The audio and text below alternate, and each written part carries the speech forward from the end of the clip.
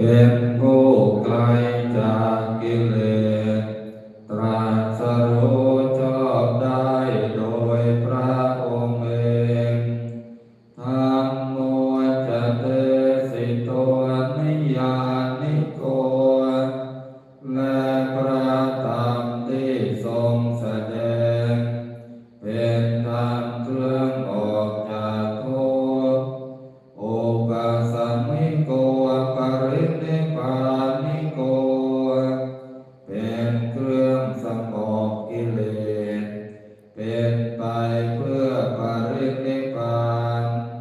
สัมโพธกามิสุขตาปเวทิโต